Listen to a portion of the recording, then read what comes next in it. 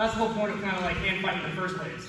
I mean, you see world medalists get tap faulted when a guy gets a good gut wrench locked up. Like Jace right now is squeezing the shit out of my ribs. Okay, like he's got a really good gut wrench locked up. It's gonna be hard for me to stop it, but there are a couple things I can do. So in folk style, when a guy's like a half Nelson, what way do you want to move? Opposite direction. Freestyle is like almost always the opposite of folk style rules. Okay, you want to look into the turn. And the reason being, like if Jace is going to my right, and I look away, but just physically, from a physics standpoint, what have I done? Yeah, I tucked my elbow in, I'm already going that way, I'm already looking the way he wants me to go. Okay, it's not good. So what I want to do is really fight this.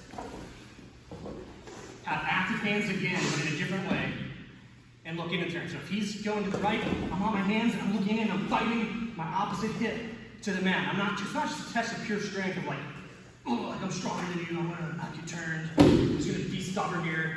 We had a guy who's a 3-time state champ, Corey Bottom Distal, who thought he could just do this all the time.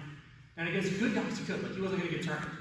When we got to Fargo and junior duels, and he's got some of the top guys in the country, like, you can't just do that, you gotta be active on bottom too. So that's just the first step, is getting that hip down and looking in. The other step is, which way is he trying to get me to go? Right? He's trying to get me to go that way. This is also a little different. I kind of want myself to go that way on my hands, so that way I'm not fighting this all the way. It's like it's kind of a weird concept of I'm keeping my opposite hip from going the way he wants to go, but I'm letting my hands go that way. So as he continues to try and drive, like I'm fighting on my hands looking in. What is my elbows doing here? Yeah, big key here. Once he gets this locked up, what I absolutely don't want to do is let my elbow hit the mat. Because if I'm fighting this, once my elbow hits, it's over. Okay? So once again, it's about being active on bottom. I was active before, I didn't stop getting the lock. But hopefully, maybe I burned 5 or 6 seconds stopping from getting the lock.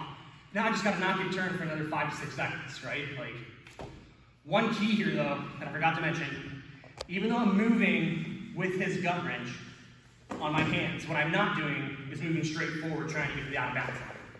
All right? If you imagine, like, this is the edge of the circle right here, and Jace has to lock up in a gut wrench, I'm not just like swimming trying to get to the out of bounds line. If I do that, I'm gonna give up a caution, I'm gonna give up a 1, the referee's going to take us back to the center. He's going to start some parts here. And now we're going to spend another 15 seconds trying to defend a gut wrench. Right? So I'm going at an angle, looking in, fighting. I'm not swimming to the out of bounds line. I'm just trying to stop him from getting the momentum he needs to hit this. So once again, we're doing this defense. We're only going to do one side right now. But he's going to be trying to load me up on his hips. I'm just going to be on my hands, keeping that hip down. Chest up, head up, on my hands, trying to fight it. If he gets me to a point where he's gonna pop, this is like really sneaky, I can take this other hand and try and catch his leg and high leg over. But it's really tough to do. We're not gonna teach it right now. I'll teach it after we practice this drill a little bit, okay? But that's the first line of defense, the hand fighting, don't let him get the lock. Second line of defense, he gets the lock, head up, chest up, opposite hip down, looking into the turn. As he's trying to drive me forward, I have active hands. That doesn't mean I have to like move my hand. Like if he's just holding on to the side, he has no forward drive. Like if he just has me trying to load up and he's not driving his feet, then yeah, like I'm fine here. But it's when he starts driving his feet, I need to be active. Okay? Are there any questions?